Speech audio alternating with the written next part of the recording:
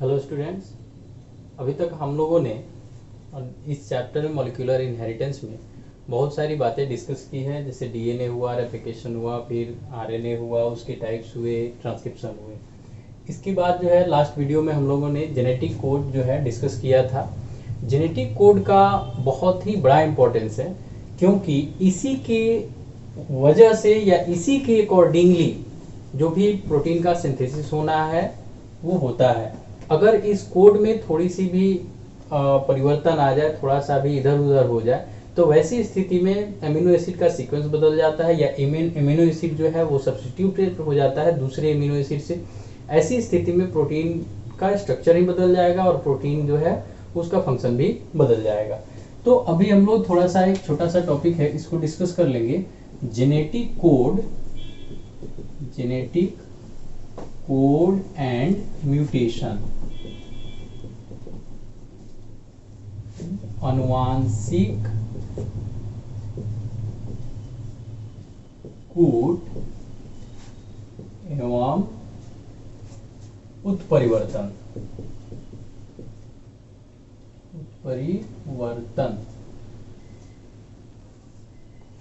Genetic code के बारे में तो हम लोगों ने डिस्कस किया ही है। उत्परिवर्तन क्या है? उत्परिवर्तन जो है उसको भी पीछे हम लोग पिछले चैप्टर में पढ़े थे। बहुत सारे तरह के जो है उत्परिवर्तन होते हैं। म्यूटेशन होता है, क्रोमोसोमल म्यूटेशन होता है, जीन म्यूटेशन होता है, उसमें भी बहुत सारे एनिप्लॉइडी, पॉलीप्लॉइडी, उसके अलावा जो है फ्रेमशिफ्ट, डिलीशन, इंसर्शन, ये बहुत सारे जो है टाइप के म्यूटेशन जो है इसकी चर्चा हम लोग किए थे। तो एक बार फिर से हम लोग जान लें कि म्यूटेशन है क्या। Mutation is the sudden change in the genetic structure of an organism due to which an extra feature added और losses from a new ones, या फिर नए जो भी ऑर्गेनिज्म आते हैं उसमें से कोई नया फीचर उसमें ऐड हो जाए, या फिर वो फीचर जो है उसमें से मतलब कोई पेरेंटल फीचर जो है लॉस हो जाए, तो इसको हम लोग जो है उत्परिवर्तन कहते हैं। अगर उत्परिवर्तन जो है बड़े पैमाने पे हुआ तब तो वो दिखाई देता है, और अगर बड़े पैमाने पे नहीं हुआ, थोड़ा बहुत हुआ, जैसे पॉइंट म्यूटेशन होता है, तो वहां पर जो है फंक्शनल डिसेबिलिटी कॉज होती है। बाहर से देखने में फिजिकली हमें बहुत ज्यादा जो है उसमें अंतर दिखाई नहीं देता है। तो उत्परिवर्तन जो है वो जेनेटिक कोड कैसे कॉज करता है, इसको हम लोग समझने का प्रयास करेंगे।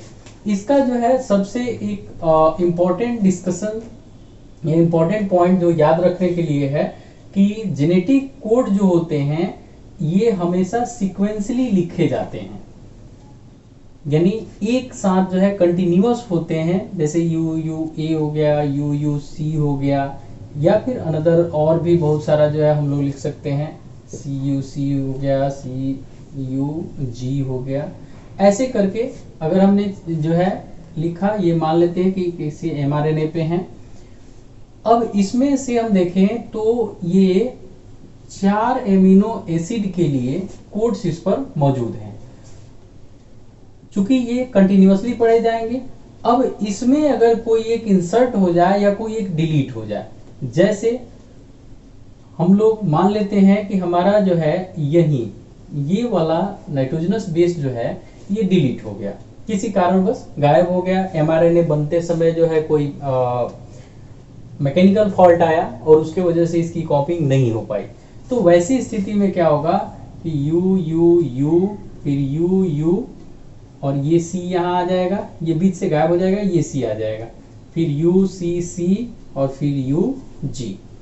यानी तब 4 एमिनो एसिड की जगह केवल जो है 3 एमिनो एसिड के लिए कोड उस एमआरएनए पे बच जाएंगे। उसमें भी एक परिवर्तन क्या होगा कि जहां से यह एब्नॉर्मलिटी शुरू होती है उसके बाद वाले कोडोन का सीक्वेंस बदलता है, न कि उसके पहले वाला। जैसे इस कोडोन से पहले 5 कोडोन्स हैं, ये 5 यू का ही कोडोन्स है, तो इनमें हम देखेंगे कि ये लगातार हैं, लेकिन इसके बाद जो कोडोन्स थे एमिनो एसिड के लिए ये क्या हो गए, सी यू सी यूसीसी में बदल गया, और सी यू जी केवल जो है यूजी रेसिड्यू के रूप में रह गया। तो ऐसी स्थिति में क्या होगा कि जो पॉलीपेप्टाइड चेन यहाँ बनना चाहिए था वो नहीं बन करके और इसमें चूंकि दूसरे लेटर ऐड हो गए या दूसरे अमीनो एसिड ऐड हो गए, इस वजह से प्रोटीन का स्ट्रक्चर अल्टर हो जाएगा, यानी अमीनो एसिड जो है उस प्रोटीन में बदल जाएगा। इसका सबसे बढ़िया एग्जांपल है sickle cell anaemia. Sickle cell anaemia ये एक जो है बीमारी है जिसको जो है हम लोग पिछले चैप्टर में पढ़े भी थे। इसमें क्या होता है कि जो आरबीसी है ये सिकुड़ करके सिक्कल जैसा यानी हाशिए जैसे हो जाता है, जिससे इसकी ऑक्सीजन कैरिंग कैपेसिटी जो है वो काफी कम हो जाती है। ये कब होता है कि जब beta chain of haemoglobin, haemoglobin में दो चेन होते हैं, अल्फा चेन और बीटा चेन, तो बीटा चेन जो होता है इसके जो है एक एमिनो एसिड का प्रतिस्थापन या सब्स्टिट्यूशन हो जाता है, जिसमें ग्लूटामिक एसिड, ग्लूटामिक एसिड ये एक एमिनो एसिड है की जगह क्या आ जाता है, वैलीन आ जाता है। ग्लूटामिक एसिड की जगह वैलीन। जैसे यहाँ पे यह कोडोन CUC की जगह क्या आ गया, UCC आ गया। तो ऐसी स्थिति में ये एमिनो एसिड बदलेगा, एमिनो एसिड बदलेगा तो उसकी प्रॉपर्टी बदल जाएगी, जैसा कि सिकल सेल एनीमिया बीमारी में होता है। हालांकि ये सब चीजें म्यूटेशन और सिकल सेल एनीमिया इन दोनों के बारे में हम लोग पिछले चैप्टर में पढ़ चुके हैं। अब हम लोग जो है इसमें पढ़ेंगे ट्रांसलेशन।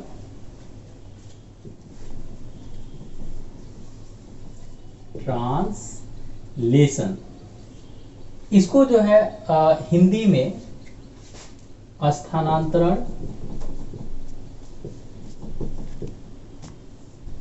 स्थानांतरण भी कहा जाता है।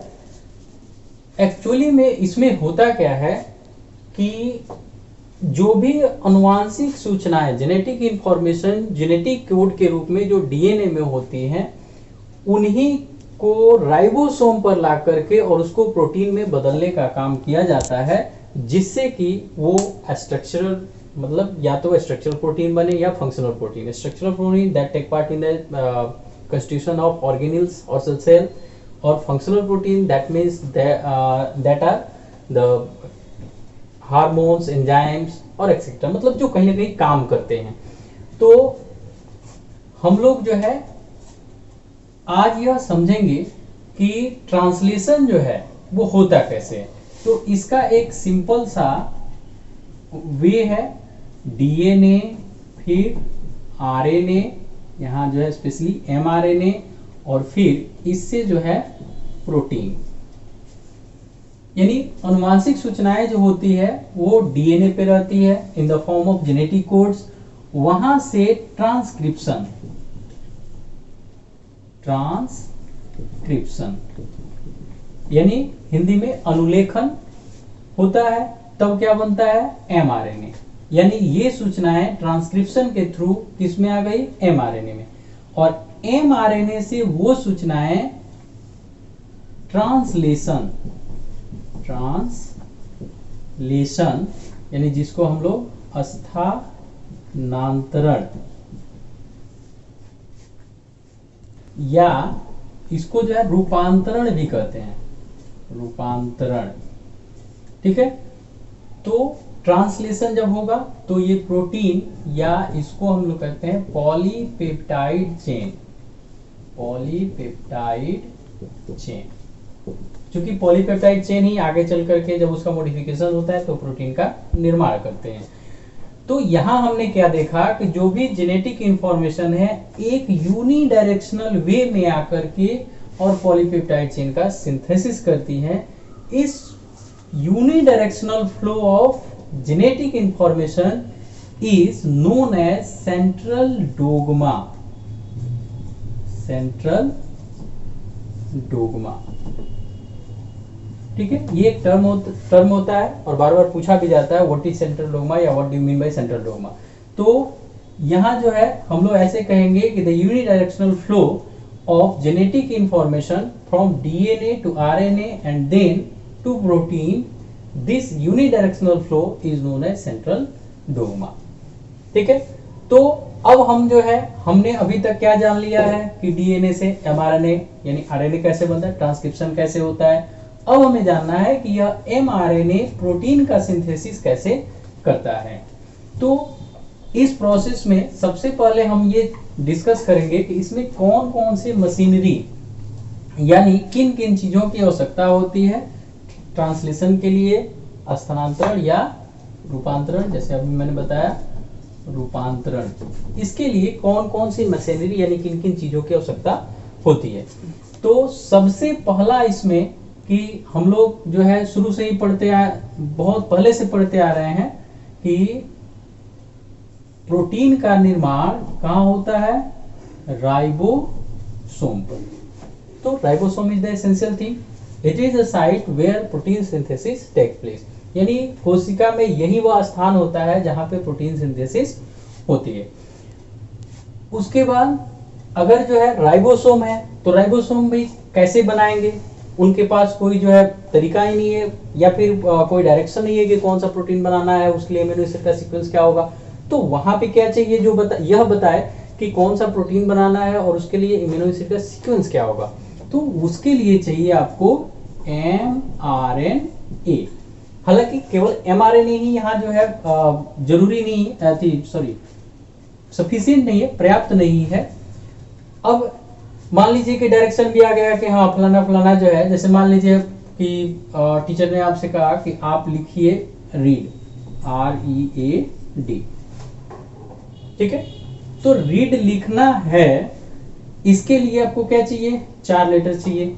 अब ये 4 लेटर्स जो है कहीं ना कहीं से आएंगे तो आपके दिमाग में आएंगे, क्योंकि टीचर तो ये नहीं बोलते हैं READ लिखना है। यानी कि जो पॉलीपेप्टाइड चेन बनाना है उसके लिए जो अमीनो एसिड चाहिए उनको लाने के लिए भी एक आरएनए की आवश्यकता होती है, जिसको हम कहते हैं tRNA, ट्रांसफर आरएनए। अब जो है ये क्या लेके आएगा, तो अमीनो एसिड लेके आएगा, अमीनो एसिड, क्योंकि इसी अमीनो एसिड से प्रोटीन बनने हैं, पॉलीपेप्टाइड चेन बनना है। अब जब इतनी चीजें हो गई तो आखिर ऐसा नहीं है कि अमीनो एसिड को यहाँ ऐसे ऐसे ऐसे ऐसे रख दें और पॉलीपेप्टाइड चेन बन जाए, ठीक है, या फिर ये अपने आप आकर के जुड़ जाए।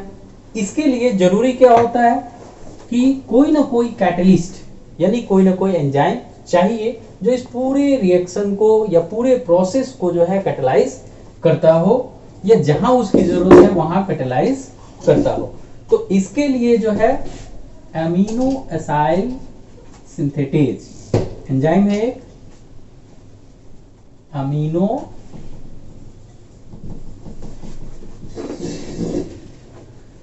Acyl tRNA synthetase, tRNA synthetase enzyme, यह क्या है, एक एंजाइम है। तो ट्रांसलेशन के लिए यानी उन जेनेटिक इंफॉर्मेशन को मूर्त रूप देने के लिए, प्रोटीन का रूप देने के लिए हमें इतनी चीजों की जरूरत होती है, तब जाकर के प्रोटीन का निर्माण संभव होता है। राइबोसोम जैसा कि हम लोग पहले भी पढ़े हैं और या फिर आप जो है 7, 8, 9 से पढ़ते आए होंगे कि राइबोसोम इसमें 2 यूनिट होते हैं, एक जो है स्मॉलर सब यूनिट, दूसरा लार्जर सब यूनिट, यानी एक छोटा यूनिट होता है एक बड़ा यूनिट होता है। फिर एमआरएनए हम लोग उसको पढ़े ही हैं। टीआरएनए जो है, टीआरएनए अमीनो एसिड के स्पेसिफिक होते हैं। इसको जब मैं टीआरएनए पढ़ाया था उस समय भी बताया था कि जितने तरह के अमीनो एसिड हैं उतने तरह के टीआरएनए भी होते हैं, यानी वो अमीनो एसिड स्पेसिफिक होते हैं। हालांकि टीआरएनए की संख्या लगभग जो है कहीं 60, कहीं 70, कहीं 75 जो है ऐसे दिया रहता है। तो एक अमीनो एसिड के लिए 2 से 6 टीआरएनए स्पेसिफाइड होते हैं।